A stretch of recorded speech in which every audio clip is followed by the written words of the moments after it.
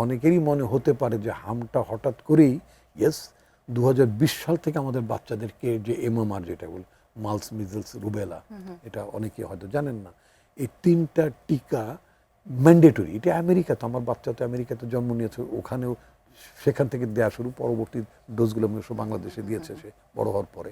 তো যাই হোক, তো যেটা বলছিলাম, খোদ আমেরিকাতে, আপনি বোধক খবরটা দেখেছেন, খোদ আমেরিকাতে ক্যালিফোর্নিয়া অঙ্গরাজ্যে হামের প্রাদুর্ভাব দেখা গিয়েছে, যে রোগটি একেবারেই সেরে যাওয়ার মতন অবস্থা ছিল, মানে চলে যাওয়ার মতো অবস্থা ছিল, সেই রোগটা আবার ঘুরে ফিরে বাংলাদেশে আসছে। মেক্সিকোতে তো এটাকে মানে আমেরিকান বর্ডারে মেক্সিকোতে ভয়াবহভাবে আপনার হামটা ছড়িয়ে পড়েছে। আচ্ছা, আমাদের দেশে আমার যেটা মনে হয়েছে, আমার জনস্বাস্থ্য নিয়ে কিছু পড়াশোনা আছে, তো যেটা দেখলাম যে আমাদের হাম ম্যানেজমেন্টে এখানে এটা সব কিছুই ক্লিনিক্যাল ডক্টরদের কাজ না, এটা পাবলিক হেলথের কাজ, জনস্বাস্থ্যের কাজ। এই হাম যেমন কোভিডের সময়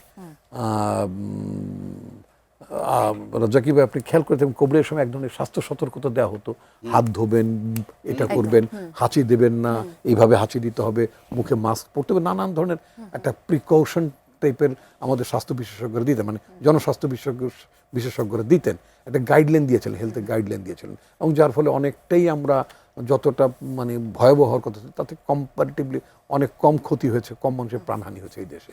আচ্ছা, হামের ব্যাপারটাও তাই, হামটা যে ছড়িয়ে পড়ছে, এটা এইভাবে ছড়িয়ে না পড়লেও পারতো। আপনি দেখবেন প্রায় নিউজে আপনি দেখবেন যে একটা বাবা বা মা বাচ্চা কোলে নিয়ে এক হাসপাতাল থেকে হাসপাতালে যাচ্ছে, ফলে হচ্ছে কি, যেটা এখানে সিট পাচ্ছে না, অথবা এখানে আপনার ভেন্টিলেশনের ব্যবস্থা নাই, অক্সিজেনের স্যাচুরেশন ব্যবস্থা নাই, ফলে তাকে আরেক জায়গায় ছুটতে হচ্ছে। এই ছোটাছুটি করতে যে, আমি গতকালকে যখন ক্যালিফোর্নিয়া এবং মেক্সিকোর হামটা যে স্প্রেড করার যে ব্যাকগ্রাউন্ডটা আমি গতকালকে পড়ছিলাম ইন্টারন্যাশনাল মিডিয়াতে, তাতে করে যেটা দেখা গেলো শুধুই ছোটাছুটির কারণে, শুধুই মানে এক জায়গায় আরেক জায়গায় যাচ্ছেন, ওখানে সংক্রমিত হচ্ছে, এবং হাম তো একটা সংক্রমিত জিনিস। তো ফলে এই যে এইভাবে ছোটাছুটি করা না, তাদেরকে কন্টেইন করা, যেমন একটি জায়গায় একটি গ্রামে বা একটা মহল্লাতে একজনের হাম যদি হয়ে থাকে, তাহলে ওই বাচ্চাকে তো চিকিৎসা দিতে হবে, তাকে আইসোলেট করে, এবং অন্যান্য ওই এলাকার সবাইকে হামের টিকা দেওয়া হয়েছে কিনা যদি না থেকে থাকে তাদেরকে আগে ব্যবস্থা নিতে হবে। এই ধরনের সতর্কতামূলক ব্যবস্থা আমাদের জনস্বাস্থ্য বিশেষজ্ঞরা, আমার কাছে মনে হচ্ছে, অ্যাটলিস্ট আমি নিজে মিডিয়ার লোক হওয়া সত্ত্বেও আমার কাছে মনে পড়েনি এটাকে খুব বেশি মানে পাবলিক মিডিয়াতে খুব বেশি ফোকাস করা হয়েছে।